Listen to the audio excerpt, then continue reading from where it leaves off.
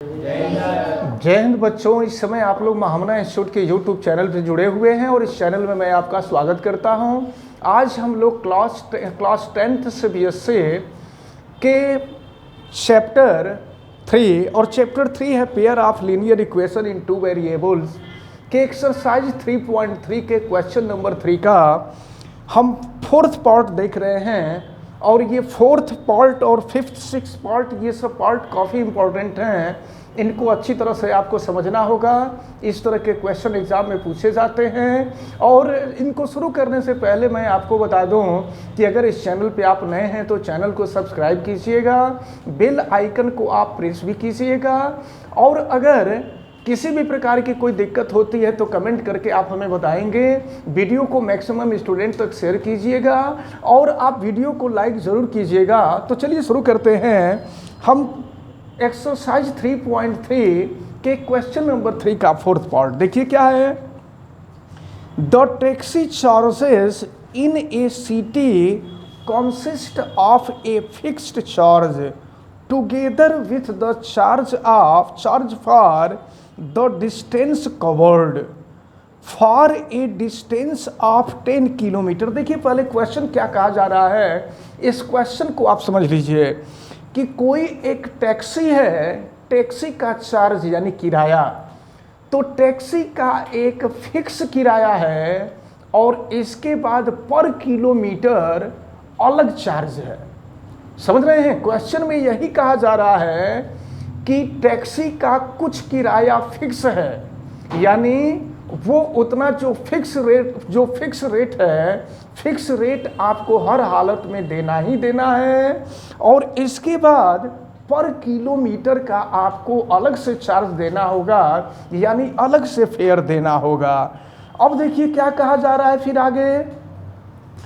For a distance of 10 kilometre the charge paid ₹105, यानी कोई व्यक्ति 10 किलोमीटर की जर्नी करता है और 10 किलोमीटर की जर्नी के लिए वह ₹105 पेड करता है। और फिर क्या कह रहा है, and for a journey of 15 kilometre, और फिर 15 किलोमीटर ट्रेवल करता है, जर्नी करता है, द चार्ज पेड ₹155, और फिर 155 पेड करता है। What are the fixed charge, question समझ लीजिए।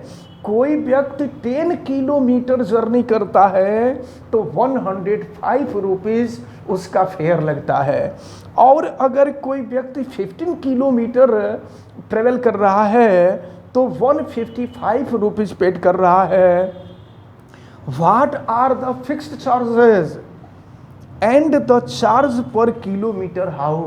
आपसे पूछा जा रहा है कि उस टैक्सी का फिक्स चार्ज क्या है और पर किलोमीटर का चार्ज क्या है, आप बताइए। फिर क्या पूछ रहा है, फिर उसी में कुछ आगे आपसे पूछा जा रहा है, how much does a person have to pay for travelling a distance of 25 kilometre, यानी अगर कोई व्यक्ति अगर 25 किलोमीटर का डिस्टेंस ट्रेवल करेगा, जर्नी करेगा, तो उसको कितना पेड करना होगा, कितना किराया देना होगा, कितना फेयर देना होगा।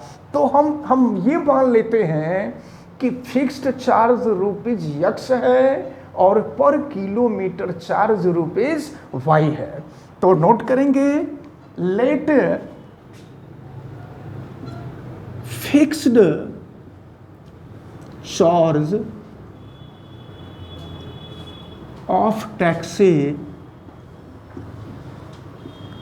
is ₹X and per kilometer charge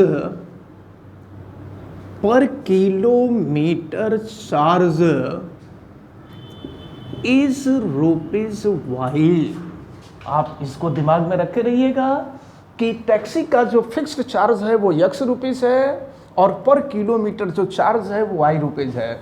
अब हम लोग देखेंगे फर्स्ट कंडीशन क्या है।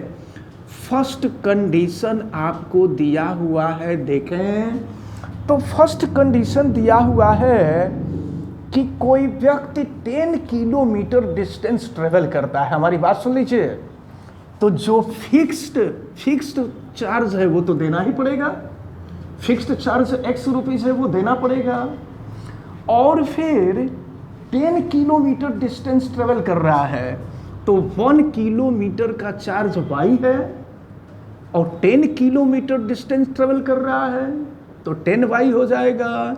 तो x प्लस 10y, और इसके लिए टोटल कितना पेमेंट होता है, 105 रुपीज़ होता है।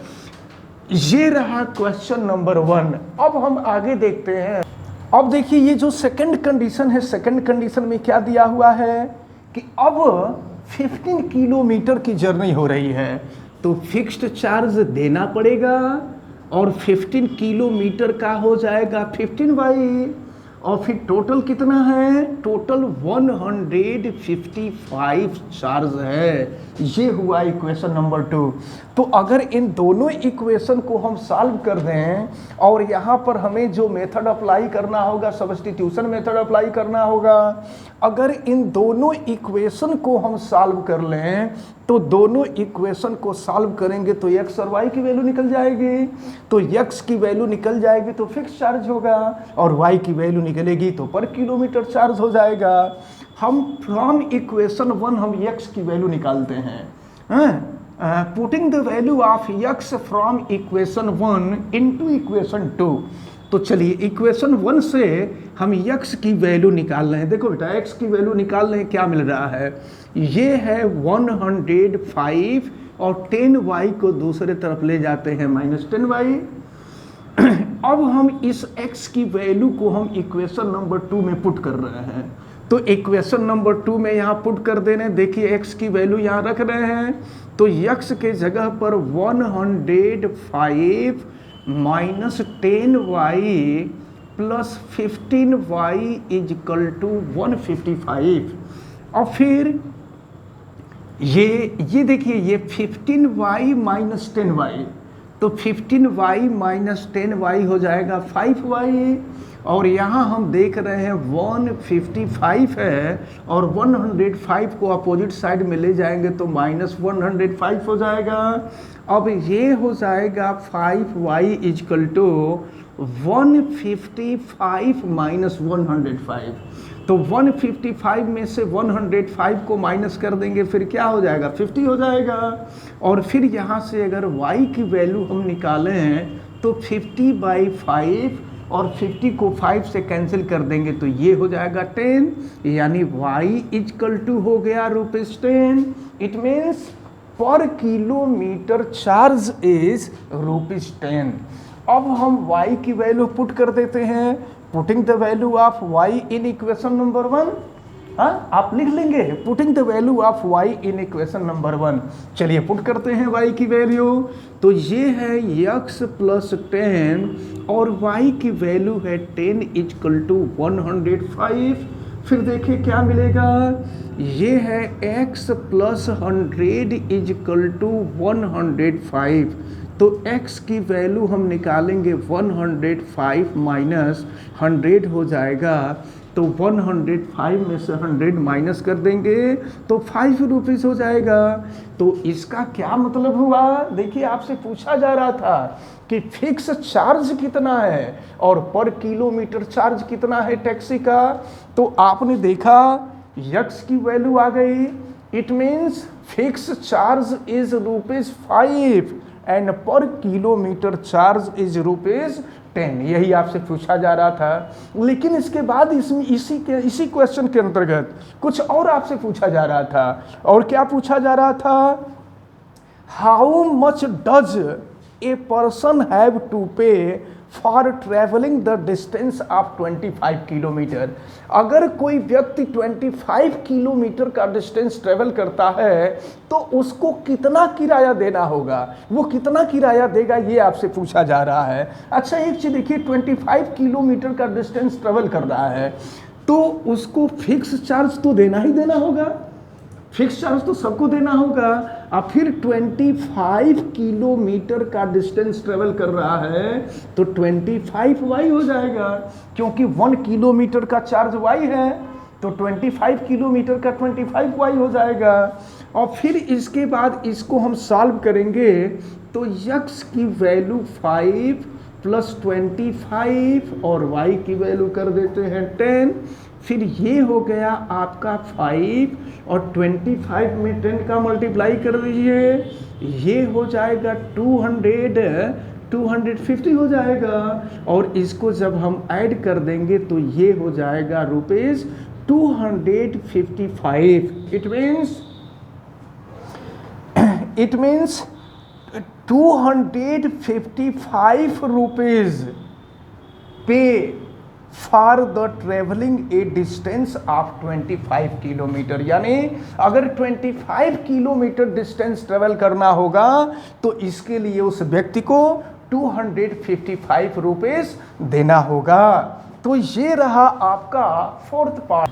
अब देखते हैं क्वेश्चन नंबर 5 दिया हुआ है, a fraction becomes 9/12 if 2 is added to both the numerator and denominator.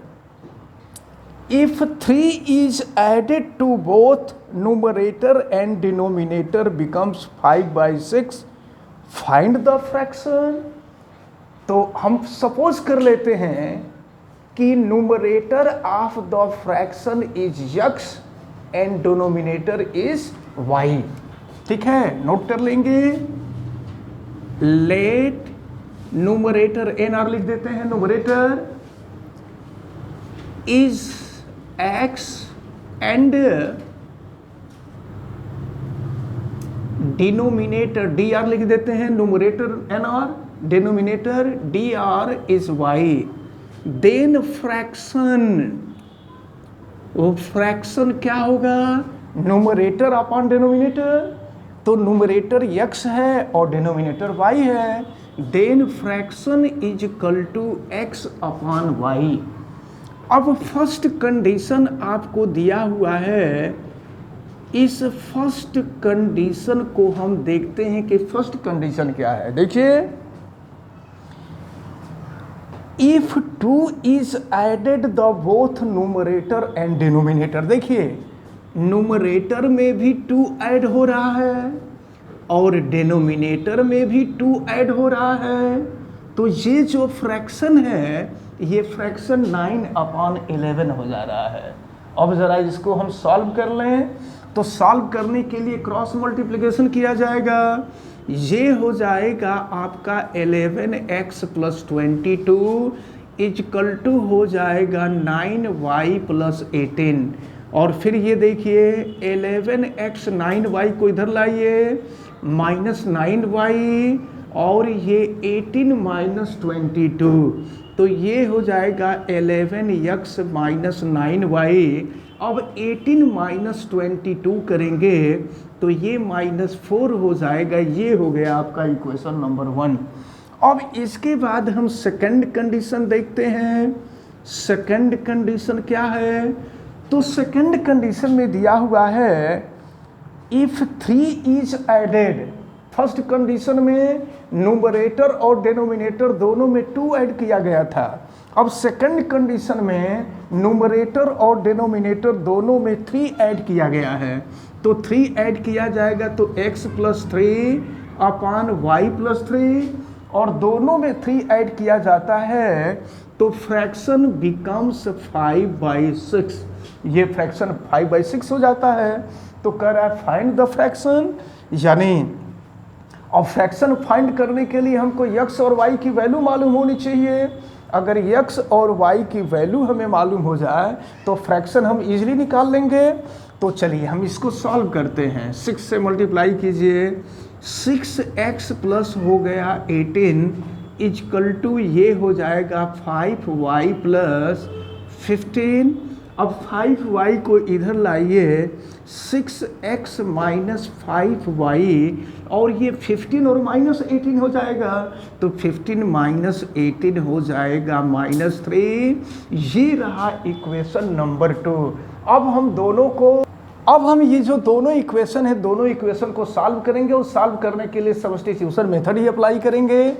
तो अब देखिए हम यहाँ से इक्वेशन 1 या इक्वेशन 2 किसी को भी सॉल्व करते हैं। ये इक्वेशन 1 है, ये इक्वेशन 2 है, तो ऐसा करते हैं इक्वेशन 2 से ही हम y की वैल्यू निकालते हैं और y की वैल्यू निकाल करके इक्वेशन 1 में रख देते हैं।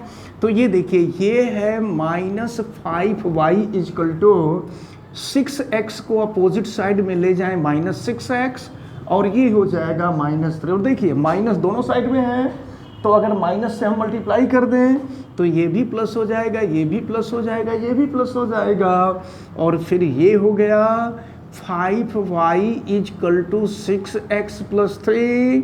यहाँ से y की वैल्यू निकाल लीजिए 6x प्लस 3 अपॉन 5। अब ये जो y की वैल्यू है, y की वैल्यू तो हमने इक्वेशन 2 से फाइंड किया है। अब y की वैल्यू हम इक्वेशन 1 में रख देते हैं। Putting the value of y from equation 2 into equation 1, तो इक्वेशन 1 में हम रख रहे हैं और चलिए इधर सॉल्व कर रहे हैं। ये है 11x माइनस 9 और y की value 6x plus 3 upon 5। 6x plus 3, देखिए इसको फिर से लिख देते हैं। ये है 11x माइनस 9 और y की वैल्यू रख देते हैं 6x plus 3 upon 5 equal to -4। Solve करिए, ये इक्वल टू -4 है। अब हम सॉल्व करते हैं तो फिर देखिए सबसे पहले तो एक काम करना होगा, ये अपॉन 5 है तो 5 से हम सब में मल्टीप्लाई कर दें। सब में मल्टीप्लाई करने से बेनिफिट ये होगा कि ये 5 यहाँ से हट जाएगा। तो चलिए 5 से यहाँ मल्टीप्लाई करते हैं तो 55x हो गया और देखिए इसमें 5 से मल्टीप्लाई करेंगे तो 5 से 5 कैंसिल हो जाएगा। ये हो जाएगा -9 6x प्लस 3 और फिर -4 में 5 का मल्टीप्लाई करेंगे, ये हो जाएगा -20। फिर इसको हम सॉल्व करते हैं। ये है 55x और यहाँ 9 का मल्टीप्लाई कर देंगे तो ये हो जाएगा -54x और फिर माइनस का मल्टीप्लाई करेंगे 3 में, माइनस हो जाएगा 27 इक्वल टू हो गया -20। अब फिर देखते हैं क्या होता है। चलिए देखते हैं। अब ये 55x माइनस 54 ये x हो जाएगा और -27 को अपोजिट साइड में ले जाते हैं तो ये 27 माइनस 20 हो जाएगा और फिर 27 में से 20 माइनस करेंगे तो 7 हो जाएगा। तो x की वैल्यू 7 तो निकल गई। अब x की वैल्यू रख दीजिए, यहीं पे y में रख दें हम और y में रख देंगे तो x की वैल्यू निकल जाएगी। तो सॉरी x की वैल्यू रख देंगे तो y की वैल्यू निकल जाएगी। y equal to 6x equal to 7 plus 3 upon 5। y equal to 6 7 जा 42 प्लस 3 अपॉन 5। तो ये 42 प्लस 3 ये हो जाएगा 45 अपॉन 5। तो 5 से कट कर दीजिए, ये हो जाएगा 9। तो x और y की वैल्यू निकल गई और आपको फ्रैक्शन निकालना था तो फ्रैक्शन x अपॉन y था। तो x ये फ्रैक्शन x अपॉन y था तो x की वैल्यू 7 निकली और y की वैल्यू 9 आ गई। तो आपसे पूछा जा रहा था क्वेश्चन में कि फ्रैक्शन की वैल्यू क्या होगी, तो फ्रैक्शन जो होगा वह 7/9 होगा। यही हम लोगों को फाइंड करना था। हमें उम्मीद है कि ये जो 4th और 5th पार्ट, ये दोनों पार्ट आप सबको बहुत अच्छी तरह से समझ में आए होंगे। आप वीडियो को लाइक ज़रूर कीजिएगा, चैनल को सब्सक्राइब भी कीजिएगा, बेल आइकन को आप प्रेस भी करेंगे और आवश्यकता समझ में आने पर आप कमेंट भी करेंगे। और अगर किसी भी प्रकार की कोई परेशानी आपको होनी नहीं चाहिए, लेकिन अगर होता है तो कमेंट करके आप ज़रूर बतावें। वीडियो को मैक्सिमम स्टूडेंट तक शेयर करें। आप सभी लोगों का बहुत बहुत धन्यवाद। जय हिंद।